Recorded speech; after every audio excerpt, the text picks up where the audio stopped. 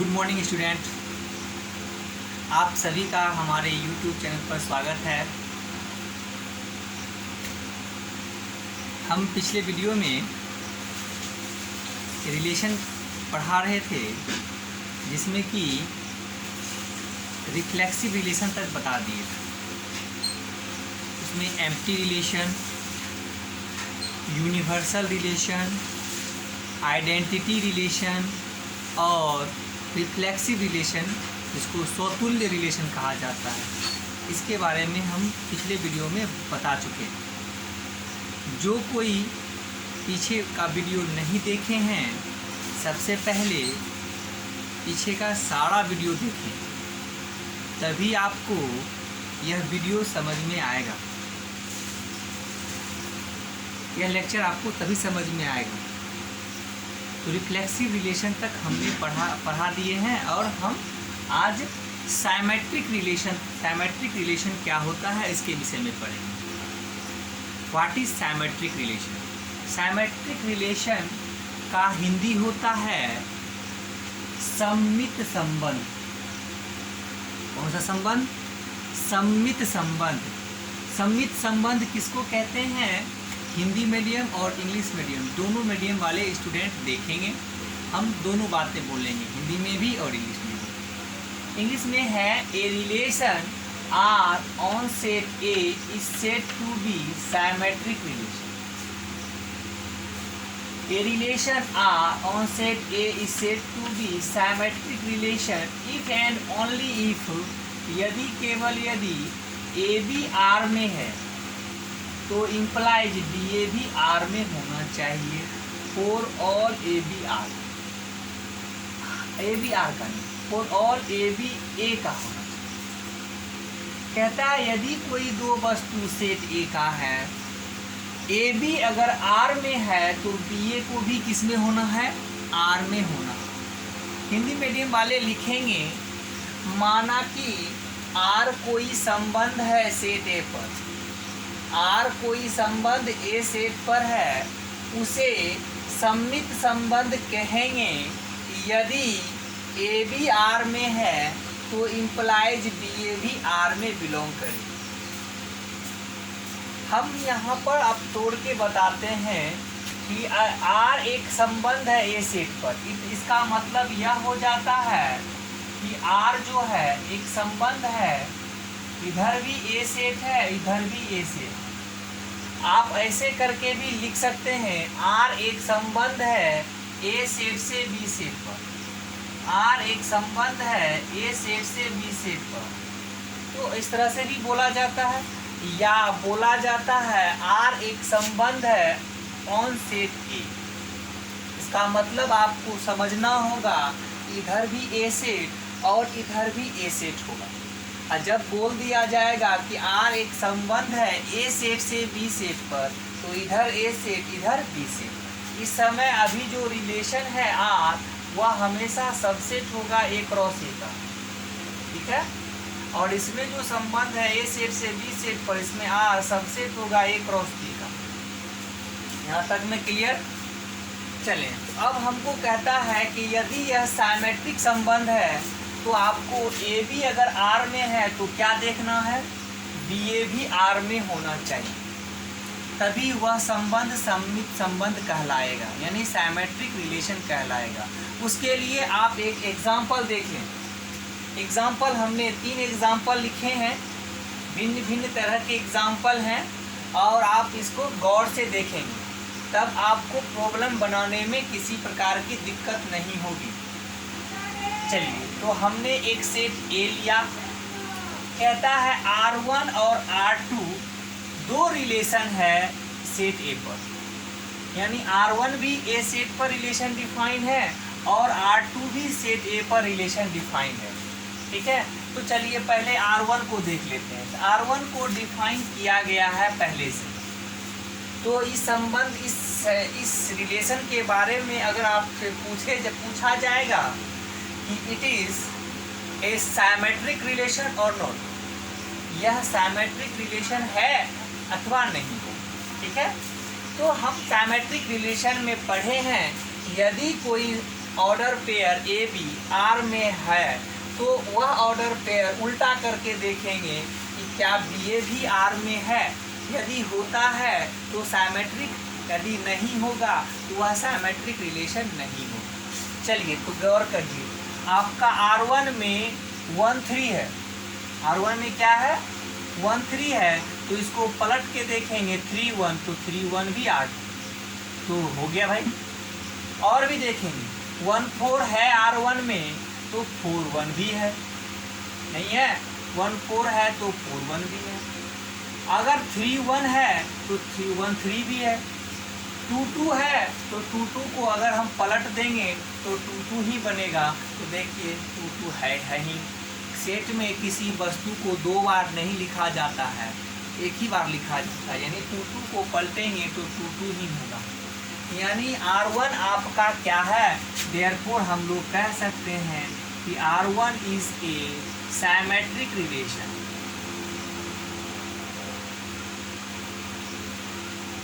On set ए, यानी हम लोग हिंदी मीडियम वाले लिखेंगे R1 एक सममित संबंध है सेट ए पर।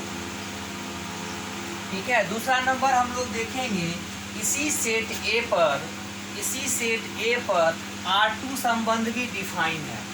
इसी सेट ए पर R2 संबंध डिफाइन है। इसका मतलब है कि जो वस्तु लिया गया होगा इसी सेट का, इसे बाहर नहीं लिया गया हो। तो हमको देखना है कि यह जो R2 संबंध है वह संबंध साइमेट्रिक यानी सममित संबंध है या नहीं। चलिए देखते हैं।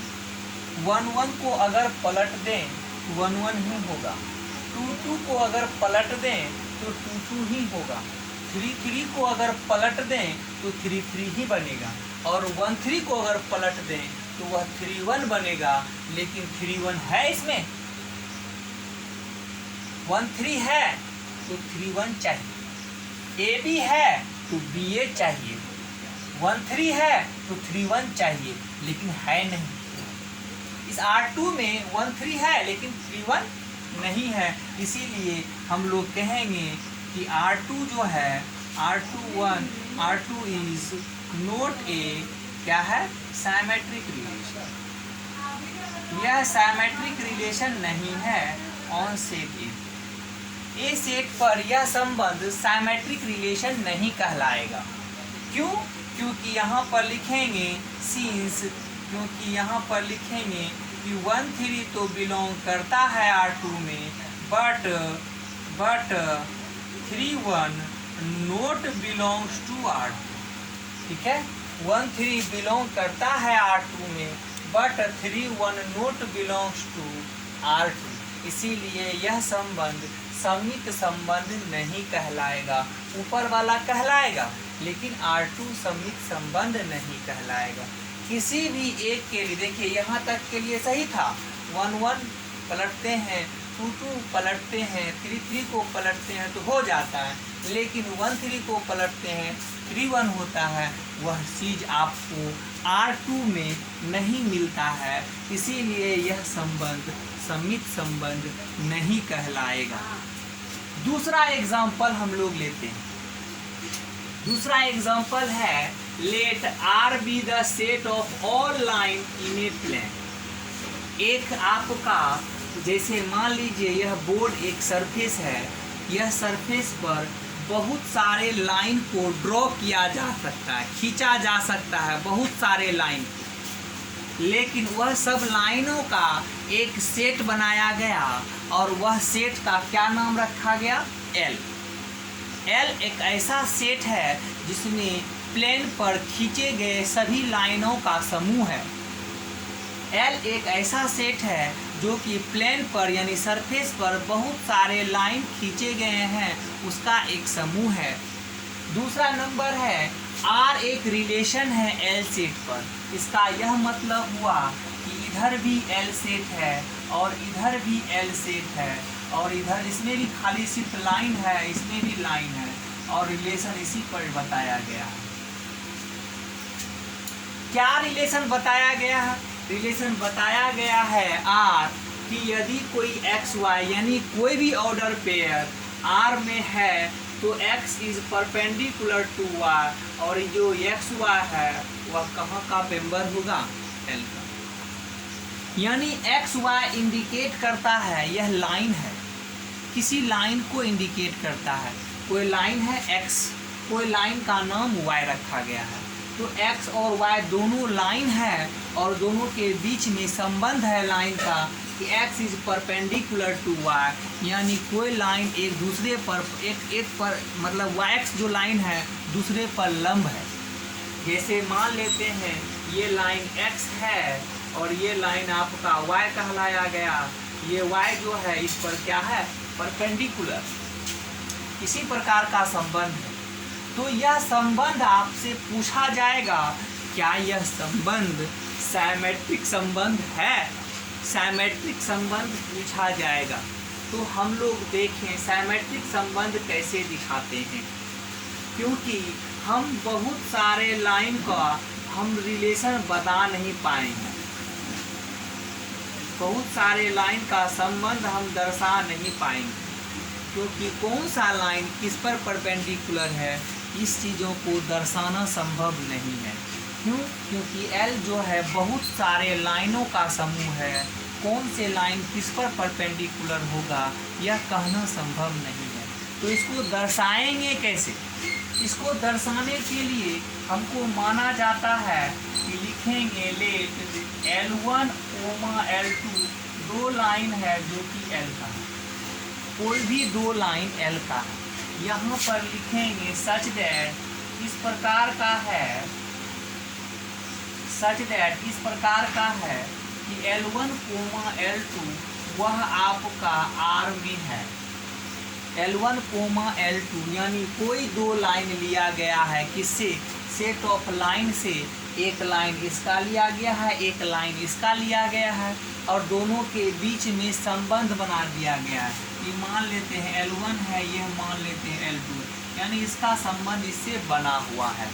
तो संबंध बना हुआ है तभी L1, L2 R में है, तो ऑर्डर पेयर R में है। इसका मतलब होता है L1 का संबंध L2 से, यानी L1 रिलेटेड टू L2, और हम लोग L1 रिलेटेड टू L2 तो क्या रिलेशन है भाई, तो परपेंडिकुलर का रिलेशन है, यानी L1 L2 पर परपेंडिकुलर है, परपेंडिकुलर है इसका मतलब, अच्छा बताइए L1 को हम लोग कह सकते हैं कि L2 पर परपेंडिकुलर है, तो क्या यह बातें कहना उचित नहीं है कि L2 भी L1 पर परपेंडिकुलर होगा? जब L1 L2 पर परपेंडिकुलर है यानी लंबवत है, तो क्या यह कहना उचित नहीं है कि L2 भी L1 पर परपेंडिकुलर होगा? तो जब L2 भी L1 पर परपेंडिकुलर होगा यानी L2 का संबंध L1 से है, L2 का संबंध किससे है, L1 से है। इसका मतलब है L2, L1 वह कहाँ बिलोंग करता होगा, तो R में बिलोंग करता हुआ। तो आप देख लीजिए कि L1, L2 जो ऑर्डर पेयर है वह R में है, तो वही ऑर्डर पेयर L2, L1 वह भी R में आ। तो इस तरह के जो संबंध हैं यह संबंध सममित संबंध यानी साइमेट्रिक रिलेशन कहलाता है। बातें किसी तरह का दिक्कत है? और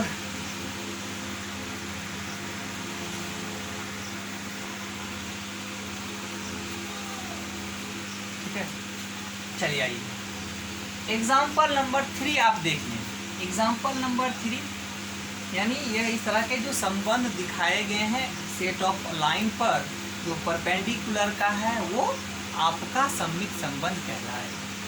तीसरा नंबर जो सेट है इसको गौर से ध्यान दें, बहुत ही स्टैंडर्ड सवाल है। देखिए आपके पास है let S be the non void set, यानी S एक नन वाइड है यानी खाली नहीं है, S में कुछ न कुछ वस्तु है, यानी S एक रिक्त समुच्चय नहीं है। ठीक है, जब रिक्त समुच्चय नहीं है तो उसमें कुछ न कुछ मेंबर होंगे। तब कहता है and R be a relation define on P S. P S का मतलब होता है S का पावर सेट। तो हम आपको सेट में पढ़ाए हैं पिछले वीडियो में कि पावर सेट क्या होता है। एस का जितना भी सबसेट होता है उसको पावर सेट करते हैं। एस के सबसेटों का कलेक्शन, एस के सबसेटों का कलेक्शन को हम लोग पीएस कहते हैं। तो जितने भी एस में सबसेट होंगे, यानी एस से जितने भी सबसेट होंगे उसका एक सेट बनाएंगे जिसको पीएस कहेंगे। इसका यह मतलब हुआ कि पीएस में जो समूह है वह सबसेटों का समूह है। तो दो सबसेट के बीच में कहता है आर एक रिलेशन है पीएस पर। इसका मतलब है कि आपका इधर भी पीएस है और इधर भी पीएस है, और संबंध बताया गया है क्या, इस पीएस का संबंध इस पीएस पर बनाया गया है। तो इसमें इसका मतलब सबसेट है, इधर भी सबसेट है। तो देखिए ए और बी कोई ऑर्डर पेयर आर में है और इस दोनों में क्या संबंध है, ए सबसेट है बी, ए सबसेट है बी का, यानी यह जो वस्तु, यह जो सेट है, यह सेट इसका क्या है, सबसेट है। तो वही ऑर्डर पेयर आर में हो सकता है। तो ए बी कहाँ का मेंबर लिया गया है, पीएस का, यानी ए मेंबर यहाँ का, बी मेंबर यहाँ का। तो दोनों के बीच में संबंध है। क्या संबंध है भाई, यह सबसेट है बी का, यानी इसका सारा एलिमेंट बी में। सबसेट का मतलब यही होता है।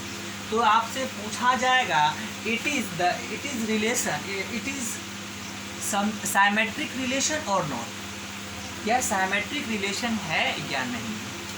तो हम लोग ध्यान से देखेंगे कि हम लोग यहाँ पर दिया गया है, हम लोग कहेंगे कि ए बी दो वस्तु है, इसका भाई पीएस का इस प्रकार का है, सच दैट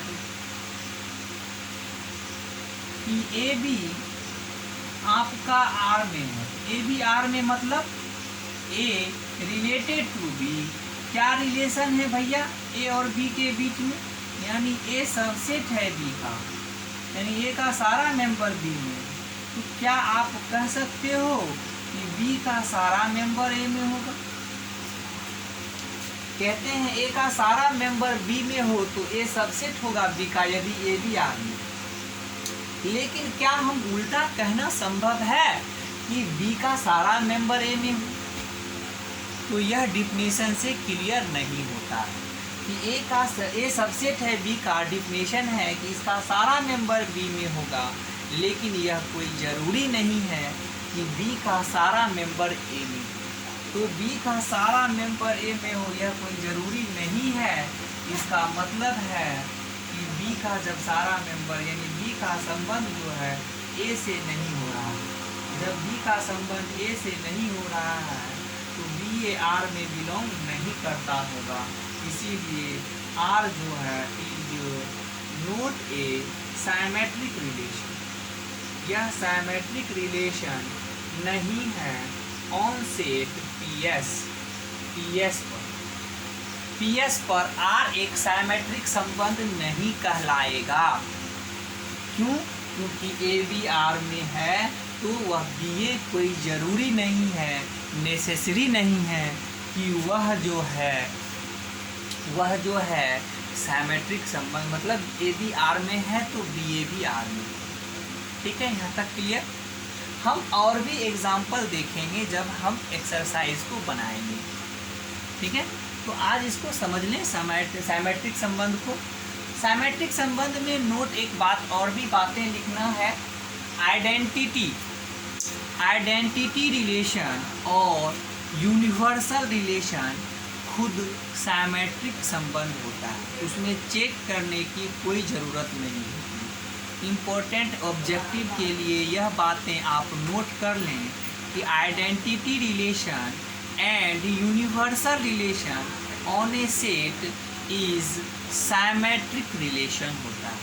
ठीक है, आप पहले आइडेंटिटी का डिफिनेशन देख लें और यूनिवर्सल का डिफिनेशन देख लें, आपको खुद ब खुद मालूम चल जाएगा कि यह साइमेट्रिक संबंध हो जाएगा।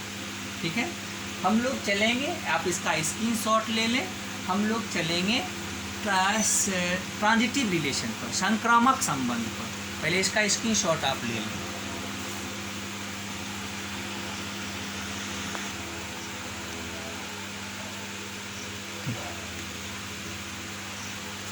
हम लोग सिमेट्रिक संबंध पढ़ चुके थे, ठीक है। अब ट्रांजिटिव रिलेशन पढ़ेंगे। What is transitive relation? कहते हैं let A be any set and a relation R on A is said to be transitive relation if AB R belongs to R and BC belongs to R, implies AC belongs to R. For all ABC belongs to R. Hindi वाले लिखेंगे, माना कि A कोई set है, समुच्चय है, R एक संबंध जो कि A सेट पर डिफाइन है, माना कि R एक संबंध है ए सेट पर, उसको हमें संक्रामक संबंध कहेंगे यदि AB बिलोंग्स टू R तथा BC belongs to R, implies AC belongs to R for all ABC belongs to A। समझने का कोशिश करेंगे। यदि कोई संबंध संक्रामक है यानी ट्रांजिटिव है, तो ट्रांजिटिव रिलेशन से कोई दो ऑर्डर पेयर लिया जाता है। रिलेशन से कोई दो ऑर्डर पेयर लेंगे, a b belongs to R, b c belongs to R. इस प्रकार का लेंगे कि पहला ऑर्डर पेयर जिससे लास्ट होता है, दूसरा ऑर्डर पेयर उससे स्टार्ट हो। जैसे ए बी, ये बी से लास्ट हुआ तो दूसरा ऑर्डर पेयर बी से शुरू होने वाला होगा। तो इस प्रकार का दो ऑर्डर पेयर लेना होगा, तभी हम देखते हैं कि इस ए का संबंध वही संबंध इस सी से है अथवा नहीं है। यदि ए का वही सी से संबंध होगा यानी ए सी आर में होगा, तो इस तरह के संबंध को संक्रामक संबंध कहेंगे। संबंध देखिए ए सेट से ए सेट पर है, इसको संक्रामक संबंध कहेंगे, यानी ए का संबंध बी से है। अगर बी का संबंध किससे है? सी से है, तो आपको देखना है ए का संबंध सी से होना चाहिए। यानी A related to B and B related to C, तो इम्प्लाइज हम लोग देखते हैं कि ए रिलेटेड टू सी अगर होता है तो इसको संक्रामक संबंध कहते हैं, अथवा यह संक्रामक संबंध नहीं होगा। एग्जाम्पल में आप देख लिए, ए कोई सेट है 1 2 3 4 और R1 तथा R2 कोई दो संबंध है सेट ए पर। R1 तथा R2 कोई दो संबंध ए सेट पर है, डिफाइन किया हुआ है। R1 में देख लीजिए 1 2 ऑर्डर पेयर एलिमेंट है, 2 3 है और 1 3 है। और इस संबंध के बारे में आपसे पूछेगा क्या यह संबंध संक्रामक संबंध कहलाता है? क्या यह संबंध संक्रामक संबंध यानी ट्रांजिटिव रिलेशन है या नहीं है? देखेंगे हम लोग गौर से। आपका देखिए 1 2 R1 में देखिए 1 2 आपका किस में है? R1 में है। तो देखिए आपका यह 2 से लास्ट हुआ, तो 2 से स्टार्ट होने वाला यह 2 3 है, वह भी आपका R1 में। तो आपका 1 2 R1 में है, 2 3 R1 में है, तो आपको देखना है कि 1 का संबंध 3 से है कि नहीं, यानी 1 3 R1 में होना चाहिए। क्या है कि नहीं 1 3 R1 में? है। तो इस तरह का संबंध संक्रामक संबंध कह देंगे। और भी एक बात है, अगर यह 3 से लास्ट हुआ तो 3 से स्टार्ट होने वाला कोई नहीं है, तो इसके लिए चेक नहीं करेंगे, यानी इसके लिए संक्रामक संबंध हो जाता है। देखिए यह भी 3 से लास्ट हुआ तो 3 से स्टार्ट होने वाला कहीं नहीं, तो इस तरह के संबंध के लिए हो गया।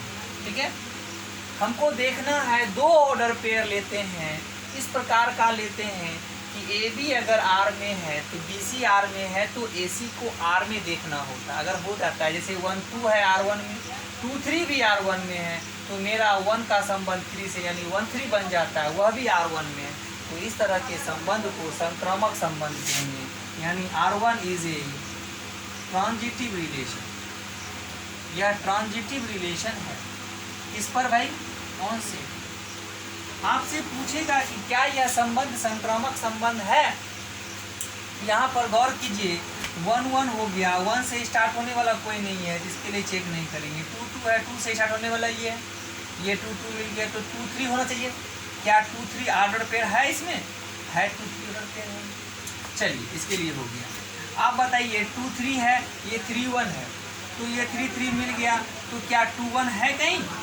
नहीं है, यह संक्रामक संबंध नहीं है। यहाँ पर लिखेंगे 2 3 आपका R2 में है तथा 3 1 भी आपका R2 में है। तो देखिए आपको 2 1 देखना है, क्या आपका R2 में बिलोंग करता है 2 1 कहीं? 2 1 R2 में बिलोंग नहीं करता है, इसीलिए R2 is not a transitive relation. R2 is not a transitive relation। यह ट्रांजिटिव रिलेशन क्या है? नहीं है। किस पर? ऑन सेट ए पर। क्या 2 3 है, 3 1 है, तो क्या 2 1 है? नहीं है, इसीलिए यह संबंध ट्रांजिटिव संबंध नहीं कहलाएगा। ये सिंपल वाला एग्जाम्पल है जो ऑब्जेक्टिव लाइक पूछने पर काम होता है। आइए कुछ इम्पोर्टेंट एग्जाम्पल है जो कि बहुत ही सुंदर है, इसको गौर से हम लोग देखेंगे। कहता है the relation R on set N. Set N क्या है? तो सेट एन है सेट ऑफ नेचुरल नंबर, यानी कहता है कोई संबंध नेचुरल नंबर से नेचुरल नंबर पर डिफाइन है। कोई संबंध इधर भी प्राकृतिक संख्याओं का सेट है और इधर भी प्राकृतिक संख्याओं का सेट है और उसी पर रिलेशन डिफाइन है। ठीक है, तो रिलेशन क्या डिफाइन है देख लीजिए। एक्स वाई आर में है तो इम्प्लाइज एक्स डिवाइड वाई करता है, यानी कोई ऑर्डर पेयर आर में तभी होगा जब पहला एलिमेंट दूसरे एलिमेंट को डिवाइड करता होगा। तो आप यह बताइए, इसमें 1 2 3 4 5 डॉट डॉट, इसमें भी 1 2 3 4 5 6 डॉट डॉट डॉट होगा। तो 1 किसको किसको डिवाइड करता होगा? 1 1 को डिवाइड करता होगा, 2 को डिवाइड करता होगा, 3 को, 4 को, 5 को, 6 को। तो बहुत सारे ऑर्डर पेयर बन जाएंगे। 1 1 बनेंगे, 1 2 बनेंगे, 1 3 बनेंगे, 1 4 बनेंगे, 1 5। यानी रिलेशन बनाना संभव नहीं है। यानी 2 किसको किसको डिवाइड करेगा? तो 2 2 को डिवाइड करेगा, 2 4 को डिवाइड करेगा, 2 6 को डिवाइड करेगा, यानी 2 2 बनेगा, 2 4 बनेगा, 2 6 बनेगा, 2 8 बनेगा, 2 10 बनेगा। बहुत सारे ऑर्डर पेयर बनेंगे रिलेशन में, लेकिन हम रिलेशन बना नहीं पाएंगे, संभव नहीं है। तो भी हम संभव जब रिलेशन नहीं होता है, जैसे रिलेशन बन गया तो संभव है देख चेक करना कि यह रिलेशन ट्रांजिटिव है कि नहीं। जब रिलेशन हम बना ही नहीं पाएंगे, ऑर्डर बना ही नहीं पाएंगे, तो हम कैसे कहेंगे कि यह रिलेशन संक्रामक है अथवा नहीं है। यानी देखें कैसे कहते हैं। तो उसके चेक करने के लिए नियम है कि हमने माना let A b belongs to R and b c belongs to R. ठीक है, और यहाँ पर लिखेंगे for all a b c, जो वस्तु होगा वह सेट ऑफ नेचुरल नंबर का होगा। 3 वस्तु लेंगे नेचुरल नंबर का और सच दैट इस प्रकार का लेंगे, सच दैट इस प्रकार का वह तीनों वस्तु होगा जिसका ए का संबंध बी से हो और बी का संबंध सी से हो। तब आपको देखना है कि क्या ए का संबंध सी से है कि नहीं। इसका मतलब क्या हो गया? ए बी आर में है, इसका मतलब ए का संबंध बी से है, एंड बी सी आर में है, इसका मतलब बी का संबंध सी से है। ठीक है, ए बी आर में है, ए का संबंध बी से है, बी सी आर में है तो बी का संबंध सी से होगा। तो क्या संबंध है भैया? तो संबंध है ए डिवाइड्स बी एंड यहाँ पर कहेंगे बी डिवाइड्स सी। तीन संबंध है। एक्स वाई आर में है तो संबंध क्या है? X divide y. उसी तरह ए बी आर में है तो ए डिवाइड्स बी। यदि आप बताइए ए बी को डिवाइड करता होगा, ए बी को डिवाइड करता होगा, तो मान लीजिए लैम्डा बार में रिमाइंडर क्या होगा? कट जाता होगा।